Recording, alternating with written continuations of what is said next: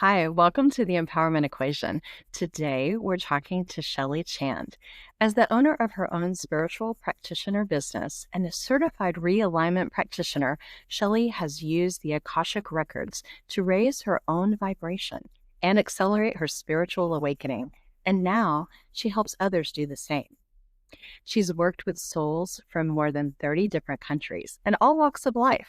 Having conducted thousands of soul readings already, she sees the inspiring stories from clients who have totally changed their lives after helping them get back onto their highest path and purpose.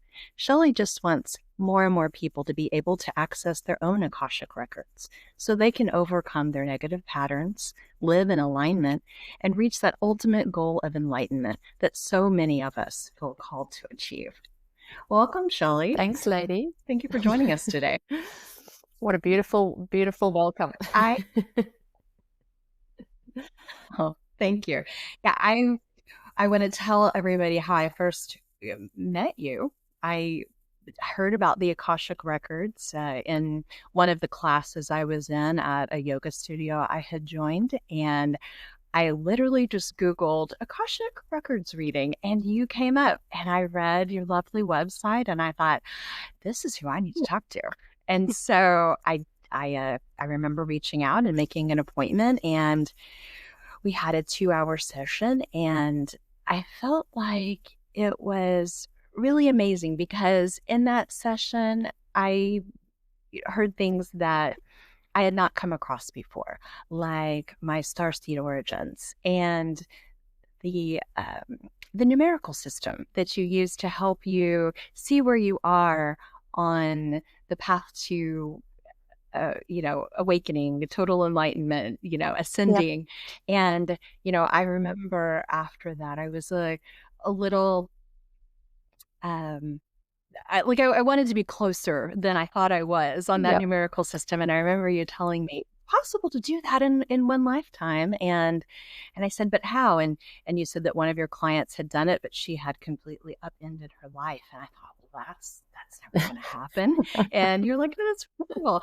And then, here I am a few years later, and I completely upended everything. And I haven't done another reading with you, but I would guess that I am a lot closer than I was when I first met you. I absolutely suspect you would anyway, be. So I wanted you to, come speak with us today so that others can learn about what you do and what you discover when you're doing these record readings. Yeah, well, thanks. Absolutely. So, I do have the privilege of having those kind of conversations on a day-to-day basis with people where we uncover different things for different people. So obviously, depending on who you are at soul level, different things come up. Basically, what a lot of people report is getting a real sense of clarity about who they are, feeling like they know what they need to do going forward. If that's upending their life, then doing that. If not, then not. But just knowing a little bit more about why am I here? What am I here to do? What is this whole earth incarnation experience about? Why do I make some of the decisions that I make? And it just, I think, helps to give you the baseline to go forward with more confidence and purpose. And that is, basically what we do with the Akashic Records, which most people haven't heard about, obviously. It's a very new concept for a lot of people to even hear about that term. In saying that it's not a new concept, it's been around for a very long time, and it's been called different things by different cultures and religions over an extended period of time. But really probably in the last 1 to 2 decades, so literally, 10 to 20 years ago, it's really started to come up and become very surfaced for a lot of humans, and it's become something that we can all access now. It's like the training wheels came off on humanity, and we now have evolved to a point where we can handle that information, because an unevolved version of humanity would being able to see what we've done in our past lives, for example, would just continuously go through and, revenge the person who took you out in the last life, and it would just be this endless cycle of revenge potentially. But since we've evolved as a collective and we've moved up on that numerical scale that I like to work with as a group, now we actually can access this information and use it to better ourselves, use it to move ourselves forward in a very beautiful and empowered way. And so that is why it's really coming to the surface more recently for a lot of people. But yeah, like I said, most people haven't still even heard about them. So yeah. How did you discover them and find your way into doing these kinds of readings? Good question, because I didn't really know what I was looking for a very long time. So basically what I used to do is I used to just go and get every type of spiritual service available done to me. So I would go to psychics and mediums and tarot card readers and hypnotherapists and, you name it, I did it. And basically what I was doing each time was interviewing them to see if I wanted to do what they were doing. And so it was more that I was watching the experience they were going through than necessarily taking notes as much as maybe I should have. But, one question I would always ask in those sessions is, when am I going to step into my spiritual career? Because I knew it was coming. I just didn't know when it was. And, this is somebody who used to be in the business and IT world, by the way. So I spent over a decade there working my way up to the top of corporates before I stepped into this. And so, it was just really through trial and error that I even found it, to be honest. But I literally got through the session that I had with a lovely lady, and she got to the end and she said, "Any questions?" And I said, "Yes, 5. Do you think I could do this work? Who did you study through? Do you recommend them? How long did it take? And anything else I need to know, because I'm about to do it." And so she was like, "Oh, okay, you're on the path." And so, I just had total and utter clarity, despite having sat through multiple readings and sessions up until that time, that was the thing that I'd been looking for. And so, it was really, really clear to me just from going through the experience. So I encourage others who haven't yet found their modality just to try them all out, because, it's not a case that it's going to be really simple, but you usually know when you're in the right place. And so, that's when I got started working with the records. Much to my husband's disgust, quit my well-paying job and left the corporate world and said, "No, I'm out of here." And then started working with the records. And after that, I actually had another hypnotherapy session with an LBL practitioner, Life Between Lives, and basically went into the spiritual realm, which is where and specifically these hypnotherapists look at where we go between our lives.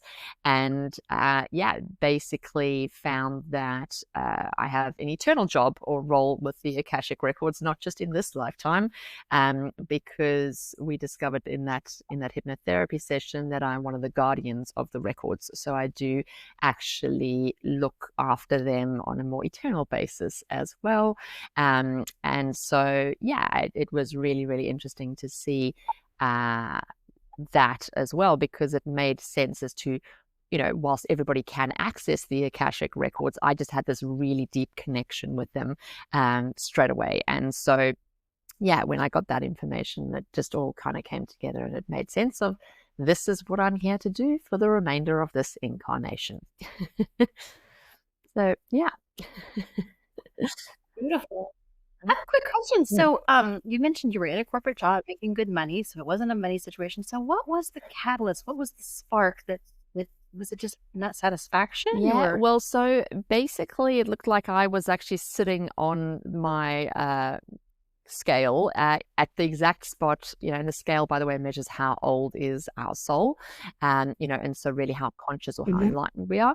And I was sitting at the spot that a lot of people come to find me at, actually, which is what I call 5.7.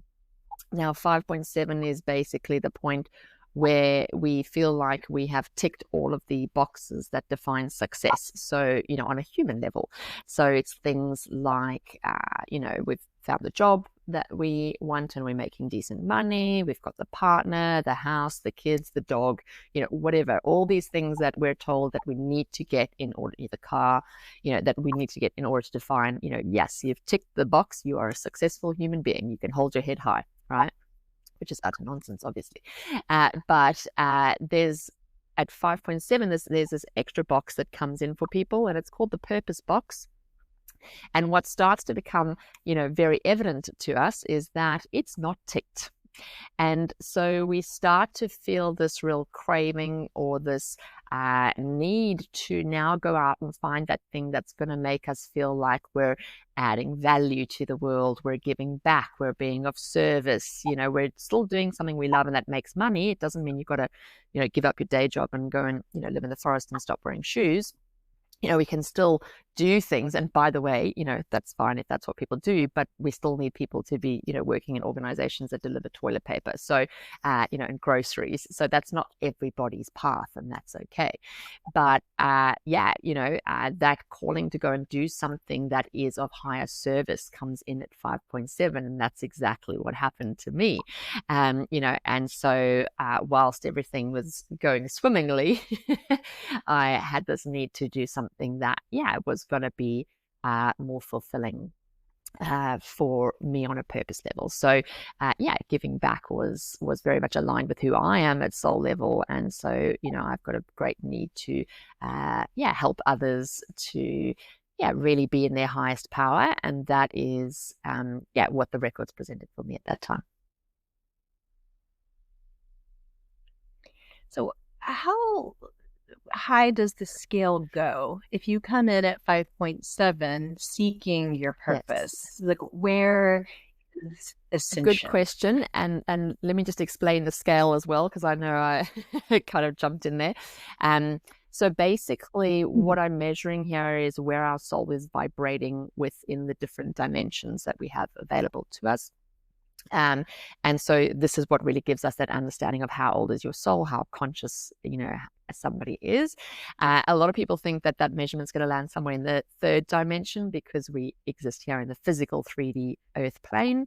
But that's where our physical bodies are. Our spiritual bodies or our souls are actually existing in the fifth dimension more often than not. Not everybody, but most people that I speak to on a day-to-day basis will be in the fifth dimension. And so within that there's a lot of scope as well, because some of us have integrated more of the 5D energies than others. And so you can be having a very different experience if you're at the start of the fifth dimension or the end. And so my scale goes from 5.0 to 5.9. So 5.0 soul would be somebody that's possibly having their first incarnation here on earth, really working out, what are the rules, how does this whole place work, what do I have to do to succeed, what does good look like, that kind of thing. And so, often those souls are making a bunch of poor choices at that stage and incurring negative karma as a result, but no judgment, because we were all there at some stage. And 5.9 is those souls that are much more calm and transparent in their energy, and they know exactly what it is that they're here to do. Right. So these are souls that are tapping into their intuition or their higher self on a very regular basis, definitely daily, if not hourly, checking in before you spend your physical energy on anything, if that is worth doing, right? And so they're using their intuition more than Google or AI, right? And so, it really is a very useful tool when we start using it, but a lot of us forget to use it, right? And so the 5.9ers really understand that all the answers lie within. And they're remembering to ask the questions to get those answers, right? So they are actually asking themselves things like, is this aligned for me? Is this in my highest path? Does this teacher resonate with me? Do I relate to this potential opportunity, that kind of thing. So really checking in with self on a regular basis. And they're also manifesting a lot quicker than the rest of us, by the way. So they are really consciously creating and knowing that what they focus on they create, so they won't focus on the thing they don't want. And so that is, something that when we realize how powerful we are as humans or souls, we realize that we have to be so careful what we focus on, because we will literally create it. And I had a client who said to me once, she said, wow, I said to her, you're doing great at manifesting. She said, really? I thought I was doing terribly, because I had a 40th birthday recently, and I just somehow knew that my partner's ex-wife was going to create some drama with the kids, and that there was going to be something going on that was going to ruin my birthday. And sure enough, half an hour into the dinner, she called, he had to run off, and it was all ruined. And I said, wow, look how powerful you are. You are a magnificent creator. Be careful what you focus on, right? And it literally all just went to custard. And she just went, oh, yeah, right. That was me. Yes, it was, right? So, like I said, 5.9ers know this. They know that they're consciously creating, and they're really very intentional and very clear about what they're focusing on. And they've also given up all care factors to what society thinks of them, by the way. They're in true liberation. So, they really don't care about other people's opinions of them, which is highly appropriate, by the way, because none of those opinions actually matter. When we leave the earth plane and we go back into the spiritual realm, and we go through, what some people like to think of as a bit of a reckoning or a judgment day, the only person who's judging us there is us, right? We are the strongest critics of our own performance here on the earth plane. There is no external judgment coming at us from any direction. And so, much more important to what other people think about us is, do I like me? Am I happy with the progress I've made in this lifetime? And that is, what 5.9ers have really worked out. And they are not interested anymore in what other people think, because they know that it's actually what they think, right? So as you can see, the 5.0, 5.9ers are very, very different. As far as how far up that scale goes, from all debate, God, source, the creator, however you like to refer, is somewhere around the 12th or 13th dimension. But, that's not where we're trying to get to in this lifetime. We're just trying to get to the 6th dimension. So 6.0 is the goal that we come into this life to achieve. And there's a lot of false narratives around this specifically. And this is what we refer to as enlightenment, by the way. So, the reason a lot of people are starting to really wake up to and feel drawn and compelled towards this concept of enlightenment is because it's the reason we incarnated onto the earth plane in the first place, right? It is literally the reason we came here. So, having that goal is what gives us that sense of purpose. But for so many people, we've been detracted from that outcome. And there's a wonderful belief that got put on many of us in childhood usually, or religion, or wherever it is we've been, that says reaching enlightenment's impossible, so you may as well give up trying. And how many people signed up to that? It was brilliant. It was disgusting, but brilliant. It worked amazingly well, because everybody went, oh well, forget that. I'm just going to focus on being in the rat race, and getting really good at that, And so, yeah, ultimately, it is much more achievable than people think. I do have clients that are living, breathing 6.0 folks, and they have not died. They are living a much more seamless experience on the whole. It doesn't mean everything's perfect, because remember, 6.0 is not perfection. Perfection is, 12th or 13th dimension. It's actually more the tipping point. And so this is what, a lot of people are starting to really work towards, is understanding that to get to that enlightenment stage, what we just need to do is more positive than negative, right? We need to spend more time in alignment with who we are at soul level than not. We need to incur more positive karma than negative karma, make more positive choices that are aligned with who we are at soul level than negative choices that are not. We need to resolve more negative karma than what we're accumulating. It's the tipping point. And so I always call it the 51% mark, not the 100, right? And so when we take that pressure off and we realize that, that's not the goal is actually a lot more achievable, and, we can give ourselves grace and forgiveness when we do mess up and we do something that isn't in the 49% box as opposed to the 51, that's okay. We don't have to strive for perfection because we are not perfect. There's a saying, humans are not perfect, right? And why is that? Because we don't reach perfection in human form. It happens later, right? It doesn't happen in the 5th dimension, which is the time that we're incarnating onto Earth. So that is, like I say, the key is to really give yourself grace and allow yourself that space to learn and grow without judging. And the 6th dimension, by the way, by definition is, that, or 6.0 is that point where we get to choose to stop incarnating into the physical realm. So we can actually then just learn and grow in those upper dimensions. We still have to go through the 7th, 8th, 9th, 10th, etc. And, but we do it usually in a spiritual body form or a light body as opposed to a physical body, right? And hence the word Enlightenment. 6.0 is the point where we go into the light, right? Makes a lot of sense when you hear the word like that, because most of us are not choosing to return at that stage when we get that choice.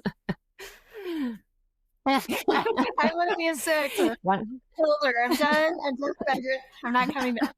1-star TripAdvisor rating for Earth. Do not recommend. Will not return. Yeah, about 98% of the people I speak to are in that camp. Just so you know, it's fairly common. But yes, she wants to come back. Are you the 2%? Oh my goodness, Laura, look at you. So I'm impressed. I think because she's a spiritual warrior. Yeah, I was going to say you've got fight. Come back to the right. Yeah. I love it. Well, and so this is invited me, and I well, give me more. And so it's interesting because bearing in mind that not many people do come back. If you come back, you'll be living your best life, right? Because the people that do come back in the 6th dimension are manifesting almost, not quite instantly, but very, very, very fast, right? Envisaging something and then it's created. These are the people that have the airplanes, the houses, the cars, and let's hope they're using all their power for good, not evil, but these are I always want to there you go. So if you come back with Laura, you'll get the airplane. But that's in the lower 6s, so usually 6.0 to 6.5ish. We're just manifesting like mad people, basically. And then the 6.5s to the 7.0s are getting bored with manifestation. And so it's like, I can create anything I want, so why would I bother? And so this is where you stop wearing shoes and basically just live in very, very plain, non-luxurious environments. And this is where you find folks like Mahatma Gandhi, the Dalai Lama, all of those souls that are just so one with the earth that, food arrives in front of them. So they don't even need to manifest the food because everything just happens for them, right? But they're at such a high vibrational level that it's actually quite hard for people in the 5th dimension to relate to what they're saying, because it's almost like they start to speak another language, and I think this is where this Confucius say stuff sort of starts, right? When you hear those Confucius say sayings, you're like, I agree with that, but I have no idea what that means, and it resonates on some level, but our mental brains cannot even compute it, right? And so this is what happens when you have people that are so far ahead of us, and I think Eckhart Tolle's been in that category for a lot of people as well for a while. He, you agree with what he's saying, but you have no idea what he said, and that is when you have those very high vibrational souls. So he's one of the other folks I think that chose to come back, Laura. That'll be one of your your comrades.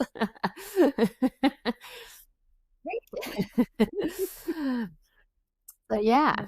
So on the path to leveling up, I think that's one of the things, one of the concepts you first introduced to me is, that you said the soul is learning and we're not perfect as humans and we're accruing karma in some cases. And I think during my session, you maybe mentioned sometimes trading places. I remember you saying there's no good and there's no bad because we all play a bunch of different Yes. roles. And I think that, that's when it came up that in one of my past lives, perhaps, like I traded places with my stepfather. In the past life, I was the dad and he was the Yes. daughter. And in this one, we reversed roles to play that out. And I found it so interesting. Do you find that is the case with almost everyone you speak to? Absolutely. So a lot of the time we will incarnate back into the same karmic pattern so that we can resolve it, but not always from the same seat in that situation, right? And so a lot of people look at this and they say, am I being punished because I did badly in my last lifetime? Is that why I'm now being put in this space myself? No external person or thing or authority is punishing us. We are usually choosing to come back into that experience so that we can integrate the learnings. And when we see it from the other perspective, this is where the integration usually happens, right? And so almost in every single session I do, I will see that pattern. It is so common that people, I'll tell them about a past life, and the first sentence that they'll say after I've told them is, what's so crazy about that is you just described exactly what's happening in my current life. And yeah, that's because there's a negative karmic pattern that you're here to resolve. So it's extremely normal that we will, go through those experiences. And so this is why, that's why I say there's no good or bad. We've all been the victim, we've all been the perpetrator, we've all been the witch, we've all been the person lighting the bonfire. You name it, we've done it as part of this earth experience, because the earth experience is polarity, it's duality, right? In order to understand hot, you have to have cold, dark, light, good, bad, positive, negative, right? And so, all of that is part of this experience, and it teaches us and helps us to raise our vibrations. So as long as we're taking the learnings from those situations, that's the whole reason we came. And by the way, we can incarnate elsewhere. We can choose to go somewhere other than Earth, but we don't. We choose to come here.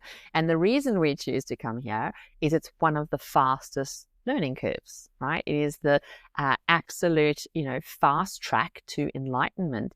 Some souls will choose to go elsewhere, and there's other places that you can go where you incarnate maybe 30 lifetimes and you'll get the equivalent of the learnings that you get in one lifetime here on Earth, and so it really is the ambition in us that chooses to come here, so there is no good or bad. It's all, comes around in circles, because it's what helps us to expand our consciousness and our awareness and learn and grow as souls. And whenever you're learning and growing as a soul, that's a win, right, as far as your soul's concerned. So that's a tick of achievement, if you want to think of it that way, when we come out of this lifetime. So the situation that takes place, even with trauma, often, none of that is necessarily things that we're going to take with us. What we're going to take with us is the learnings, right?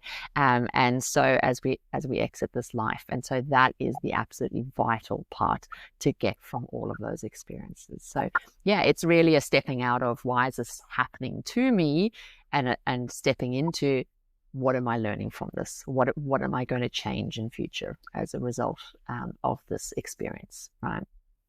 Yeah, which is harder to implement than said. Speaking to that, you said that, Earth is kind of a fast track to ascension. Is it because we are so embodied and we experience so much tactile, polarity? Because I encourage a lot of people to dive deep into how they're feeling and their shadow work. Yes. And I use everything as a clue. I'm like, how did that make you Yes. feel? What did you Absolutely. I love shadow work. She hates it. Absolutely. So there's a couple of reasons why Earth is so hard. One, it is it's a very dense environment. So the gravitational pull here is extremely heavy. So the physical body experiences very different to a lot of the other places we can incarnate. So for example, there's a starseed group called Speakers who have a very light body, and so it's almost like they levitate as they move across the surface of Speaker. And so for them, when they come to Earth, Earth is a very difficult place because it's so comparatively heavy. So there is that factor. It's a very dense experience. It's a very low dimensional, the third dimension, even within that, it's a very low, very heavy, low dimensional space. The other, and probably the main reason why it's so hard, is because it's one of the very few places we can incarnate where we actually have an emotional body. So essentially, when the human body was created, if you just want to sort of envisage, God source, the creator, saying, let's make humans.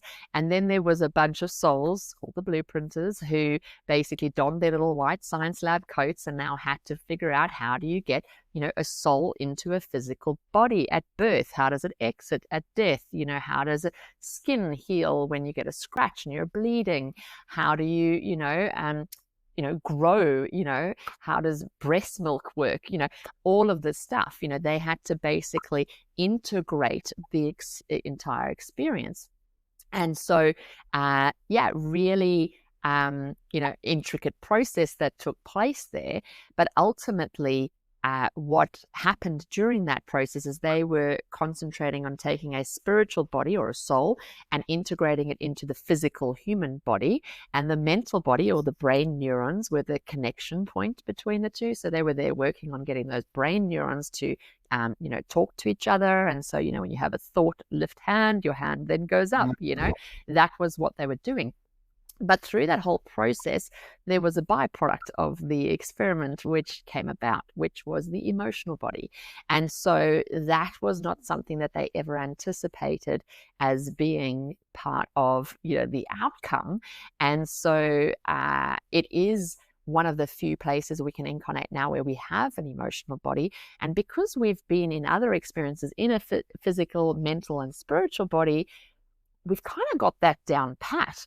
But now we come here and there's this whole new realm of things called emotions that we now have to master, right? And so, imagine if humans didn't have an emotional body for a second, we would be very robotic, right? We'd be moving around and, it'd be like, okay, simple, done. All right, next, done, and it would be quite boring, to be honest. But, we would be much more robotic in nature.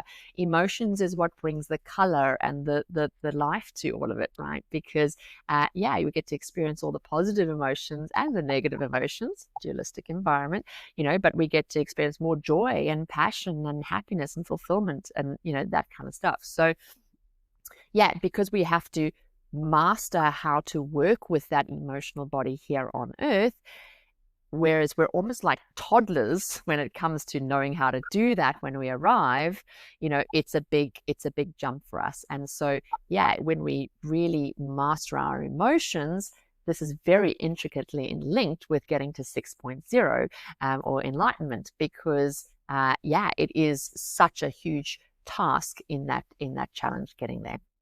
But totally doable as well.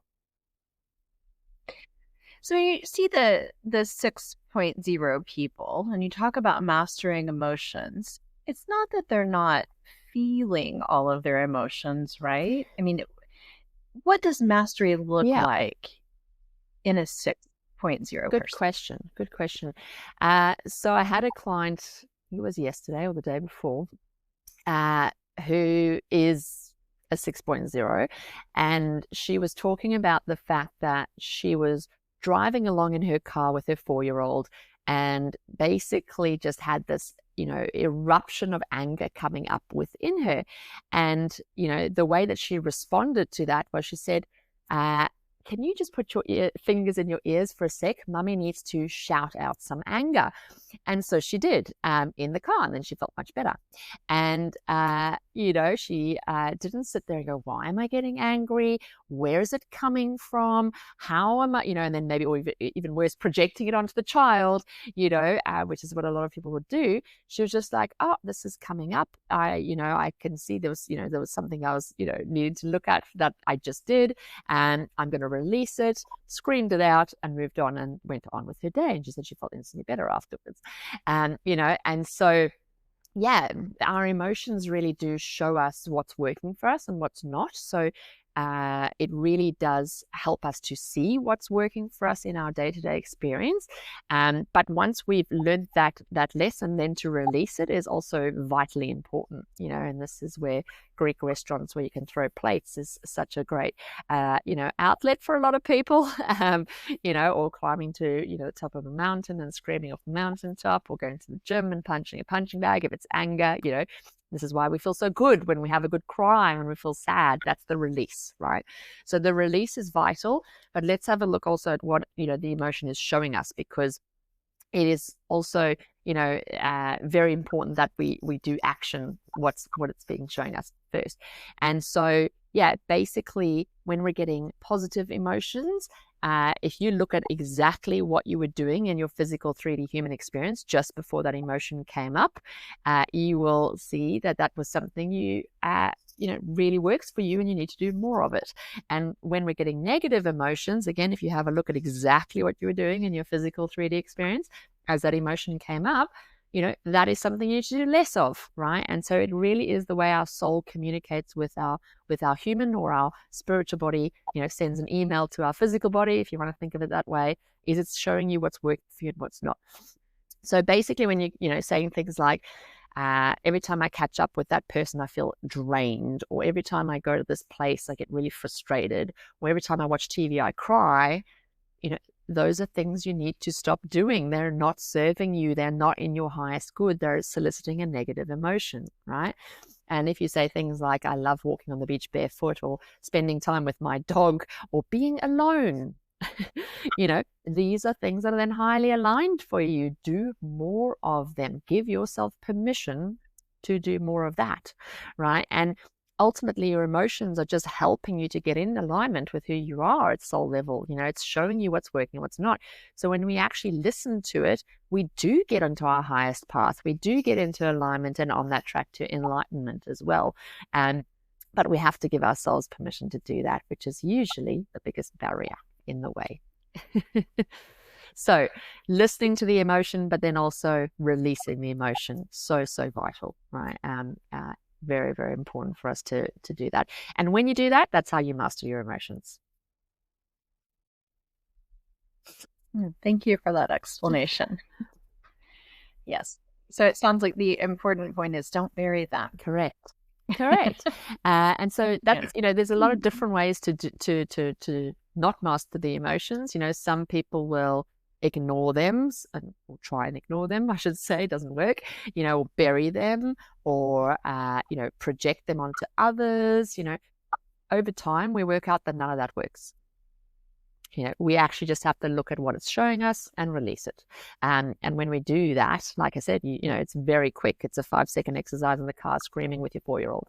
So it's something that we then become very efficient at. So 6.0 souls are very quick to work through their emotions. It might take us days, weeks, months, sometimes 5.5 soul might take years before they even register that the situation's not working for them. They might be in a relationship or a job, for years that's not working for them.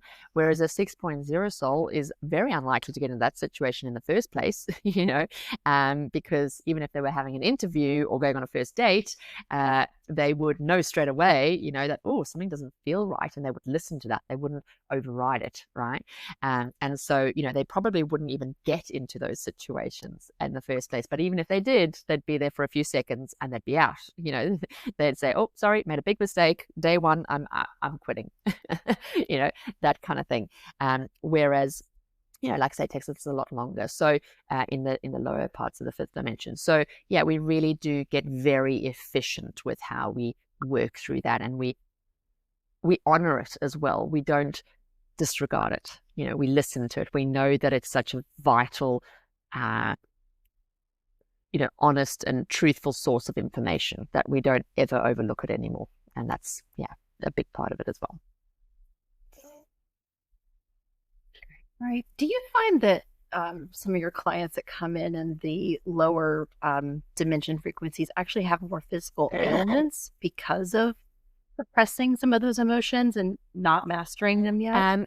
Absolutely. So a combination of that, and also usually they've got a lot of blocks on them as well. And so, for example, there's specifically one block that I find, which is anger spears directed at people. So anger spears are just intense concentrations of anger or ill wishes from one person to another. And if you ever, been driving down the highway and by mistake cut somebody off a little bit too closely, you'll know what I'm talking about because you feel the eyes burning in the back of your head, right? And so, that's very short-term anger spears, and to the point where you're, looking for, when am I exiting, or have they exited? And then when they do, it's, a big relief because you're like, phew, I'm not under threat anymore. And, but that on a more, long-term basis with like a family member or a friend, is very intense. And so we have this sense of, there's some danger or anger being directed our way. Now, interestingly, when I do find anger spears directed at like a client, for example, and over an extended period of time, so, definitely sort of 10 plus years, usually what I'll find is that the person projecting the anger spears on the client has got cancer. And so there is a really interesting link with no scientific backing whatsoever between cancer and anger, right? And so I see it very, very regularly. And so obviously when people are holding that much anger and hatred towards another person, it literally eats us alive, and so things like that, absolutely, you can see the physical ailments from it. But yeah, people that are spending a lot of time out of alignment with who they are at soul level, so sustaining situations where they are not happy, not fulfilled, feeling like they're up into the wind, but they're doing it anyway because it's too hard for them to trust that there can be something better, and for them to take a leap of faith and go and try something different and maybe upend their life. If that is too scary for them and they're just staying in that situation that they know is not working for them, but, kind of devil you know versus devil you don't kind of thing, they'll often then start to symptomize on their physical bodies as well, and have, chronic illnesses, major issues on a health level for sure. And sometimes it even goes as far as near-death experiences. So, when you look at folks that, get interviewed that have had near-death experiences in the past, they all say that one same sentence, don't they? They all say, in hindsight, all the signs were there. I ignored them. The universe got louder. And then I got to the near-death experience stage. And then they've totally changed their lives, right? And so, not to say, I don't want to frighten people, and be like, putting the fear that we have to all go through this near-death experience. Because if you're listening to what's coming up for you, if you're listening to what's not working for you, you don't have to take that path at all, right? That is the, plan F path of, when things are really not landing for you, you're really not listening to the signs, you're not taking, the information you're getting from your emotions that are showing you're sustaining a situation that's out of alignment. It's not going to be, the right place for you, and you're still not actioning a new situation for yourself. This is where we land, right? So, like I say, when we listen to those emotions and we actually action them, we have the much more seamless experience. We don't have to take that path. Absolutely. I'm one of those people that didn't listen to my body for a long time. And then when I began listening to it and I looked at it as clues, I started digging into some of those emotions and alchemizing them, and started to miraculously heal things that, weren't healed before. And then I was going to speak to the fact that you said the anger spears would often be linked to cancer, the person projecting the anger. I read a study that said, because I have a lot of thyroid issues and Hashimoto's and in my family lineage, but I read that it comes from women have it more often than men, because women take on a lot of extra burden and don't really do a lot of things they want to fulfill themselves because of taking care of the family and kids and meeting expectations. So that would be another, I'm assuming, example of, like you say, not living in alignment. Yes, and absolutely. in your soul. Absolutely. And specifically around the thyroid. So a lot of women that I work with have throat or thyroid issues. And what's fascinating is very often as those start to either, the symptoms get worse, or if we're, suddenly feeling like a sore throat's coming on, for example, it's usually directly linked with what are you not saying? What truth are you not speaking? Because, and again, mostly women, because, in the male, and remember, we've done both male and female, in different incarnations. We do equally do male and female. But as, embodied as women in this lifetime, and not so much these days as what it would have been in previous incarnations, but there still is a degree of, and depending on which country you're in as well, of, women don't have as much of a voice as men, or it's not, valued to the same degree.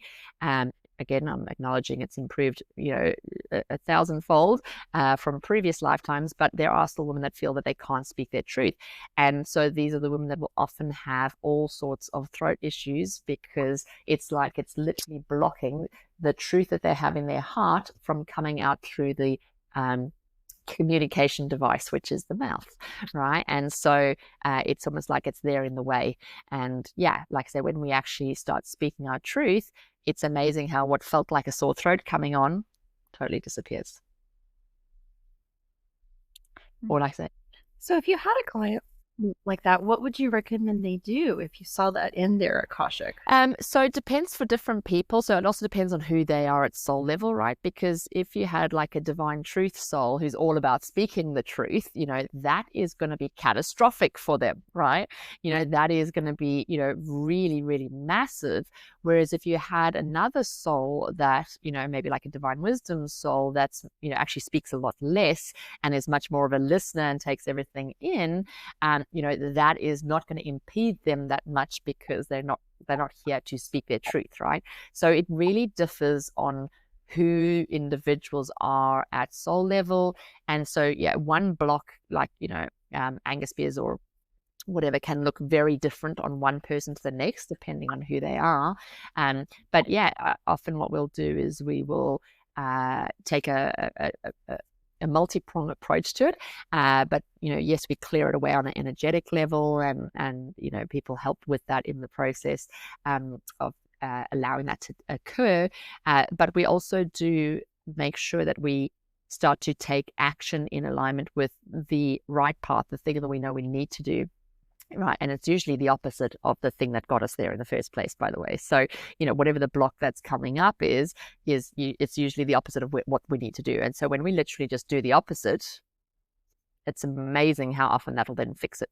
Right. But we've got to, identify the pattern, clear it away, and then make sure our actions are not continuing that pattern by, like I say, stepping into the opposite is the easiest way to do that. So, for example, if you had a client that was in a lot of guilt around a particular event that had happened and was holding themselves in, a pattern of punishment around that guilt, the best thing that they can do is actually to step into acceptance around that whole situation, right? And to really make sure that they are in full acceptance that what happened for a reason, and and that's okay. And so as we're then clearing that guilt away, what happens is it's allowed to clear, because we've changed the pattern in the person's behavior, right? They're no longer doing something that wasn't serving them on a soul level. So yeah, switching it into its opposite is a beautiful technique that allows it to really clear very efficiently majority of the time. Okay. Well, I would suggest people come to you for something like that, or seek someone, because it's like you said, it's the devil, even though you need to do the opposite once you've done something for so long. There's patterns, and it's just sometimes more comfortable to be uncomfortable to make that shift, especially if it's speaking up against something that's going on. If it rocks the boat. Yes, absolutely. Absolutely. The way life And is. sometimes we forget, we just get so into the routine of doing it that we forget that there's another way, and I had a great example with a friend who is a scientist, so doesn't believe in any of, the spiritual woo-woo type stuff.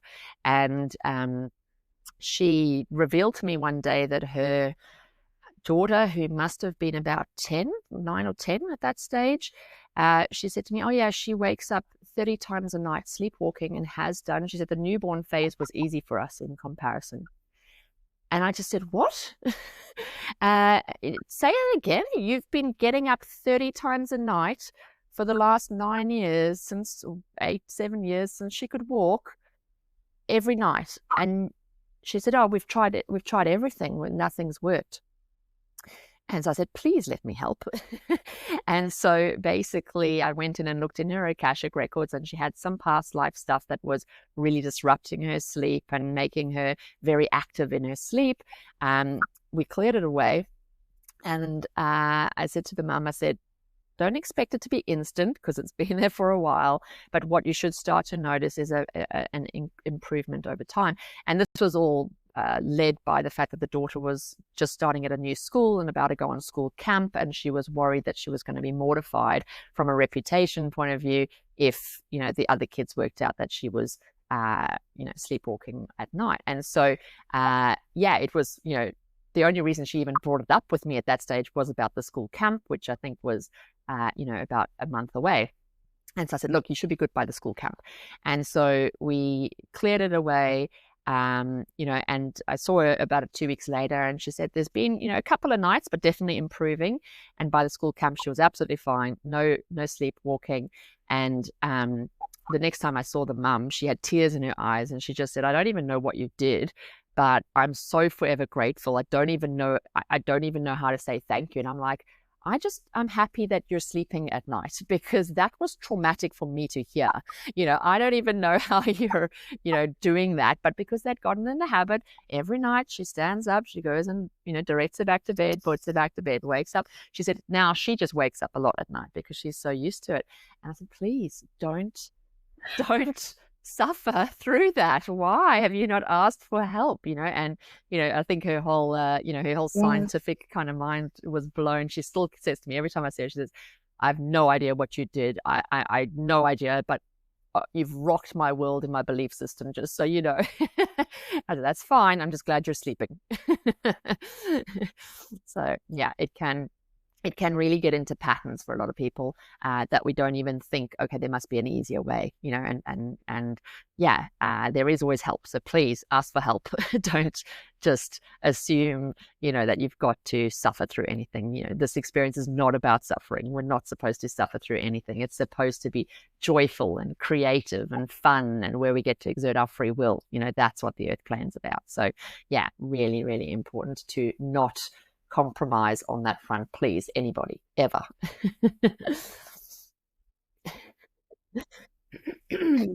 Absolutely. That's why I'm coming back. I'm coming back for a second round of fun. Please tell us, because we're almost coming up on an hour now that we've been chatting. It's been wonderful. And I highly recommend that people seek out people like you, or you in particular. So will you please share with us, how people can get in touch, and if they're dealing with these things, what should they do and where should they go? Absolutely. So my website is soulfulself.com, so full with a double L. And yeah, for a lot of people that are starting out with the Akashic Records, if they've never ever heard of it before, I do suggest that they start with the base reading, which is that comprehensive 2-hour session that I usually do with new clients. And the reason that that's a big 2-hour session is there's just so much information in there. It's very hard. I've tried my best to cut some of it out. But we'll look at things like, how old is your soul? What are you, what are your gifts? What are your star seed? What's your star seed group? What are you here to master in this life? As far as a life lesson goes, what are the blocks that are stopping you from getting there? We'll look at your manifesting, your spirit guides, all of that. And so, yeah, it really is a very comprehensive session that for a lot of people is enough. So it's enough to, then go and consciously create in going forward in your life from that point on. And then other people do choose to follow up with ongoing program work with me. So we do also do like, 2 weekly, also every 2 weeks sessions. And that's really for those that are super curious and just want to know more and more and more, but I really recommend people start with that base reading, which is called the individual soul reading. And that is, something that a lot of people report to me. They get, 95% of their questions answered in that session. So it really is, a bit of a gift to you, an ode to self, to, give yourself that gift of information, and help yourself to really step forward in the rest of this life in the most positive way and the most empowered way going forward. And you said that you also you are creating a course, yes, or you it's have? launched. Will it launch? Yes, it's launched. Oh, So excellent. you're the first to find out about this. I haven't even told my user base yet, which I've got to get onto. But basically I've just launched an enlightenment course, and so I had to work through all the layers within myself of who are you to do enlightenment, and what makes you qualified, but I got through all of that, and realized that there's a lot of this information, especially the type of stuff we talked about today, that people need to be aware of, right? To understand, when we know that this is the goal of why we're here, everything gets easier. So yeah, it's a very affordable course. It's just 88 Australian dollars, or probably less in USD, closer to 50 odd USD. Just gives people that opportunity to really understand what we're doing here on a collective level and how to actually integrate that into your day-to-day experience. And so there's some real nice tangible things for people to work through that you can action within your own life, to help you get back on that course and get to your highest point as quickly as possible. So yeah, very excited about that course being launched. It's been a long time in the making, but so far the feedback has been that it's been really life-changing. So I'm very excited that finally is out in the world, and hopefully gives people some of the clarity that I've gotten from basically spending my days in the Akashic Records and channeling information through there. So it's all the gems and all the little golden nuggets of information that I've learned along the way in one little package. So that's also on my website, called the Enlightenment 101 course. Excellent. Yes. Well, we can link that in our notes as well. Yes, perfect. So we will do that. Thank you so much for being with us today. This has been so informative and helpful, I think, especially around the emotional aspects of the things we talked about. So amazing. Really appreciate your insight. My pleasure, and thanks for all the work you are doing both within your lives as well. I love it when I get the chance to talk to other souls that are doing the high vibrational work, and appreciate all the work you two do as well. So well done on that front. Thank you so much. Yes, we need it. We all need it. We need more comrades. Yeah, exactly. Okay. Well, until next time, thank you so much. Thanks, ladies.